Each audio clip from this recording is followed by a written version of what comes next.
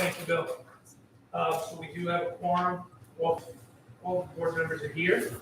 Call the public session to order. If you please join us as our newest board member, Ms. Leonsky, leads us in the pledge. Allegiance to the flag of the United States of America and to the republic for which it stands, one nation, under God, indivisible, with liberty and justice for all. So any public comments about anything? You do have some general public, so.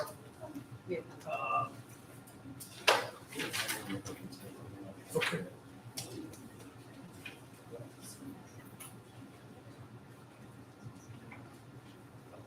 So approval of all consent agenda items as listed below. Be resolved, motion to approve consent agenda items 4A to 4C. Motion? Motion. Second? Discussion?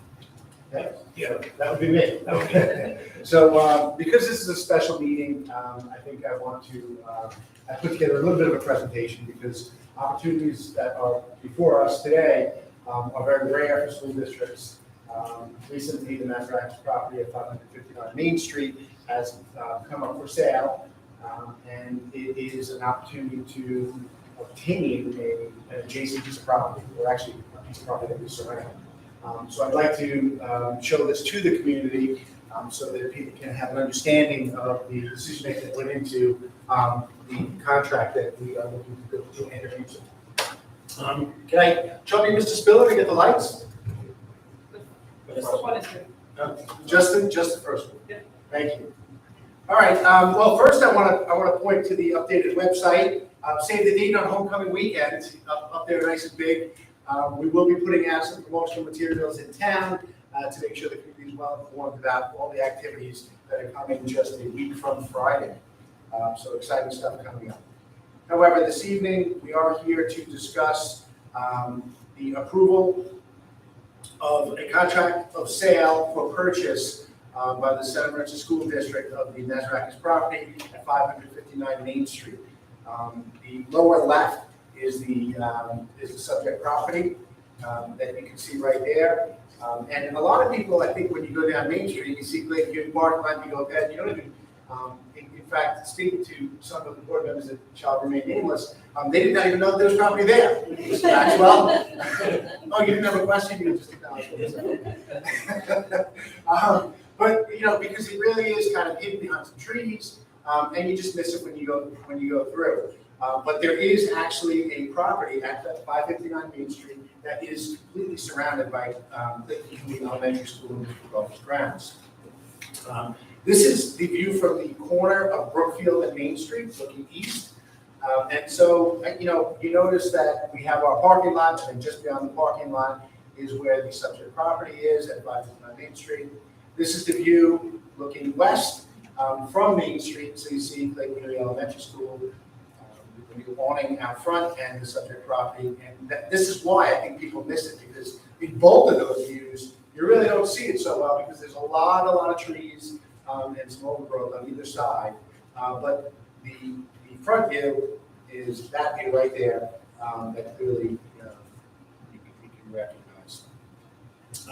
This is the map of the property, and you can see everything around the property from the parking lot up into on Brookfield, where the entrance to Lakeview is, and around. You can see that the construction of our school actually runs parallel to the property, all the way, more than 2/3 of the way down the actual property toward Main Street. So we completely surround this property except for about 65 feet of frontage on Main Street. This is an aerial view from Google Maps, same thing. And so this really paints a picture of how you can see the school and our property surrounding this property at 559 Main Street. So, school districts are permitted, obviously, to purchase property, but it's not as simple as going to contract, going to negotiations and submitting, having a negotiation and agreeing to a price at purchasing. Obviously, the Board of Education needs to authorize the contract and enter into the contract. That is what we're here to do this evening. But all purchases of this sort are subject to voter approval.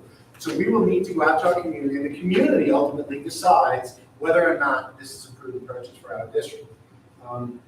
Another condition is that the vote date cannot be more than 45 days from the actual contract, the first legal notice, which will be a week from this evening.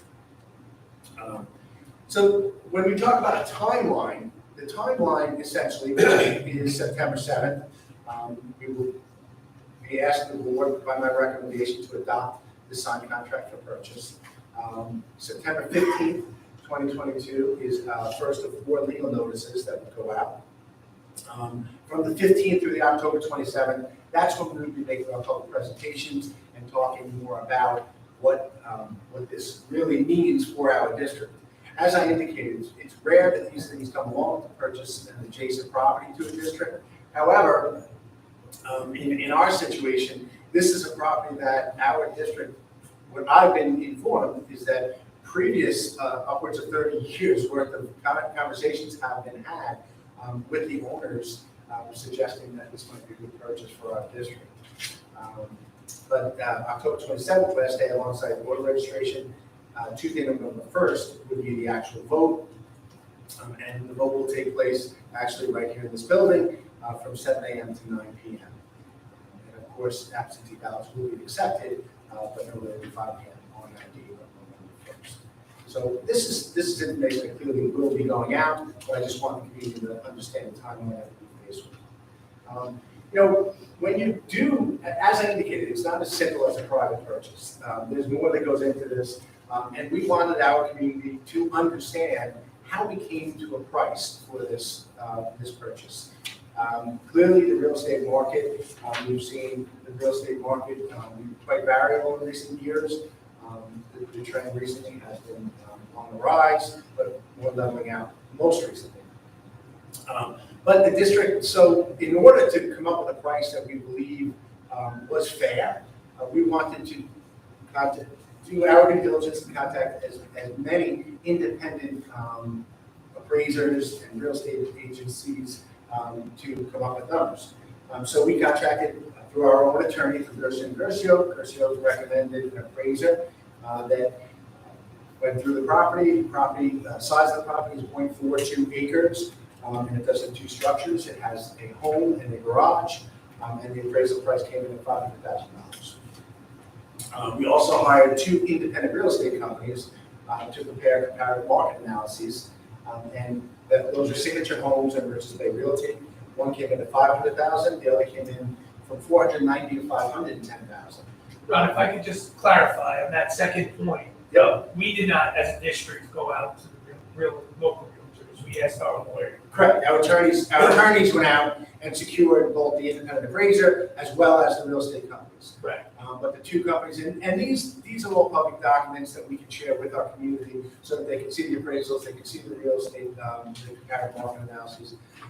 But ultimately, in thinking this through, the board and the Mazarakis family, through negotiations between Ms. Lockman, myself, and Mazarakis family, agreed upon a sale price of $500,000, again, which is very much in line with the numbers that we got from the appraisal company and the independent real estate agencies. So that's the number that we're looking at. Ultimately, now, again, financing looks very different in the school district as well, so we'll talk a little bit about that. But what we need to do at this point, once we have a contract in hand, now we need to do some very purposeful but expedient work to make sure that we put together a plan that makes sense and our community can understand and see the value in the property. I think that anybody who goes down the street at 3 o'clock or so on a weekday during school can see that Brookfield, this afternoon I got out, I was trying to take a couple pictures and I couldn't quite get it right. It was a little bit late, but there are cars on both sides of Brookfield, children crossing the street to get to the cars on the west side of Brookfield, and cars lined up blocking the actual sidewalk on Brookfield. And that's because we have a congestion problem. It's not because people want to break the law, it's because people need to try to be able to access and get their children into their cars safely. And they can't park on both sides of Brookfield, so we're actually taking over sidewalks. It presents an unsafe situation. We do believe that this property, again, the value of this property for us is to increase the safety and security of our students at arrival and dismissal times. So we will be working with our architects, with the civil engineer who's going to be on site tomorrow afternoon at 3 o'clock at the dismissal to propose a site plan. One of the things that I think that we want to ensure is that whatever we do, we actually improve the overall aesthetics and the bucolic nature of Main Street. So because we have a parking lot on the corner of Brookfield and Main Street, we believe we can eliminate some of that parking lot, make it much more aesthetically pleasing to the eye, enhance the feel of Main Street through our efforts, and yet move our parking lot and create a safe bus loop for arrival and dismissal of our students. So that's something that we have very, very, very preliminary plans that we are not ready to share, but we'll be working with our town leaders, with our architects, so that we, with the local police department, with all these people, stakeholders, to propose a site plan that really makes sense for St. Moriches. Will improve, number one, safety, number two, the aesthetic value of the area around Main Street. And once that is complete, we will be making public presentations. So those public presentations, we will be going out there, we'll be doing it in our schools, we'll be doing it in the firehouse, wherever we can, to try to let our community know what our plan is for this. But upon approval from the public, when we go to vote, again, that's going to be Tuesday, November 1st, the district will finalize our borrowing. We are going to utilize a bond anticipatory note. And what that essentially means is that we will be going out for about the purchase price of $500,000 plus associated costs. And then what we will do is we will be able to finance that funding. The proposed closing date would be November 28th, so things would happen relatively quickly after the vote on the 1st. Within a month, we will go to closing. And then we also have Ms. Lockman next week will be talking about some of the funding that we have for our capital reserve, but we do believe that there is some money that will be accessible in our capital reserve to do some of the site work after the purchase is complete. We have been talking most recently in the last 6 months to a year about an upcoming bond that we'd like to propose next fall, thereabouts. And when we do that, we believe that this is something that we certainly can finalize the site work and include in the bond that we will be proposing. So those are some of the preliminary things that we need to be doing as our next steps. I would take any questions from the board or from our community. I want to thank Mr. Monty, President of the Lake Pride Club, for being here. Thank you for your support.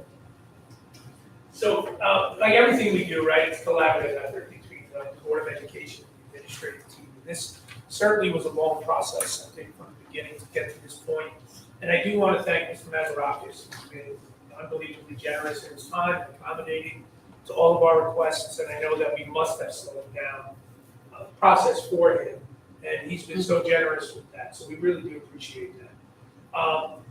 It was a long time coming to this, a lot of conversations. We wanted to make sure that the price that we were being asked and that we agreed to was fair to the community to put out there. If we didn't do our due diligence and get all of those, the market analysis from the realtors and the independent one that Curcio and Curcio hired for us, we wouldn't be sitting here right now today. So we feel it's our responsibility to put it out into the community. It's a community decision, it's not ours. Our decision is just to agree to the contract and then let the community tell us whether or not they want to move forward with it. So The part we'll play in that, though, Mr. Maxwell, is that we will put together the best possible plan for Yes. usage if the course. community supports it. Of course, and that's been something also that's been a long process. Yep. And I know you and your team have been working diligently on that as well with, our conversations and the conversations we have with the board. I think sometimes the public doesn't get to see that. So I just want them to know that this would not be going out if we didn't think it was a responsible thing to do.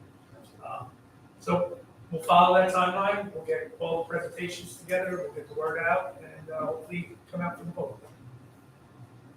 Mike, can you give us just a rough idea what the associated costs are, what the purchase price of the property? At this time, it's difficult to say, honestly, because there's some question as to, the utility of the space.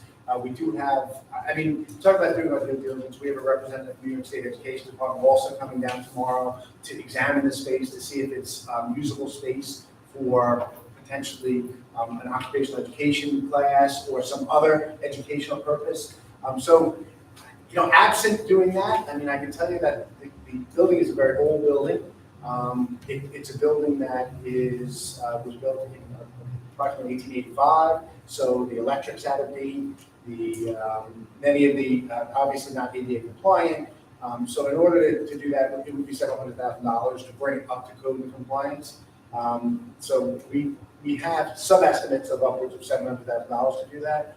But again, without an engineer being in there and really breaking it down and understanding what we would like to utilize that space for, if in fact that is our goal, then we would need to make some determination.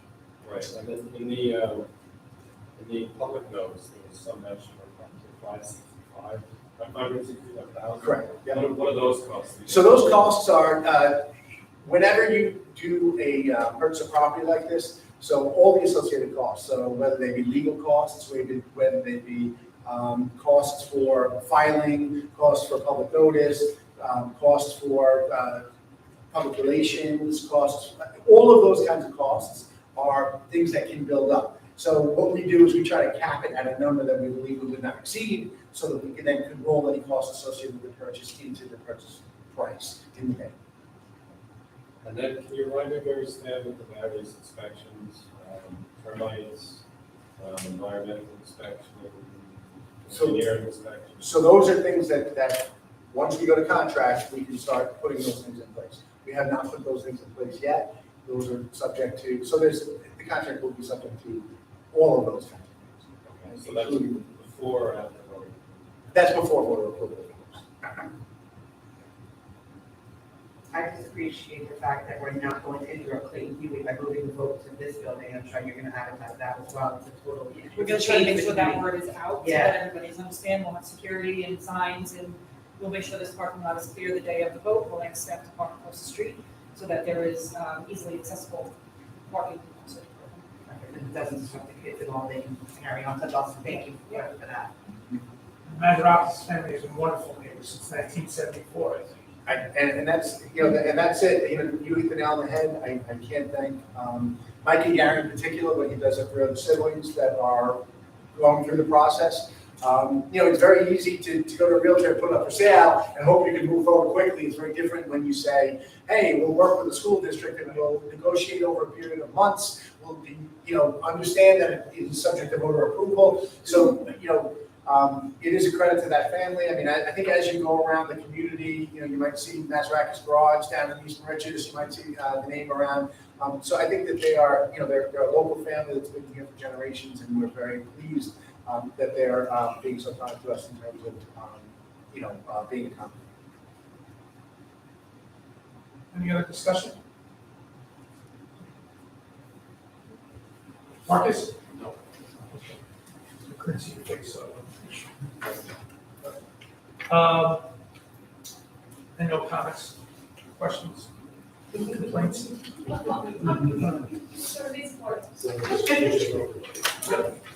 All in favor? Yes. Yes, motion carries unanimously. And, we're on to adjourn. Motion to adjourn. Did you want to go to executive session? I totally like it. Okay. All right. So motion to move into executive session, the purpose for which would be to discuss personnel, matter of which would be an unlawful invasion into private, personal privacy. Motion. Second. All in favor?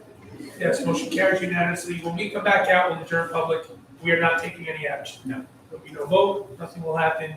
We're going to adjourn and go home. Okay? So thank you very much for coming. Our next meeting is September 7th, 2020. No, that was this one.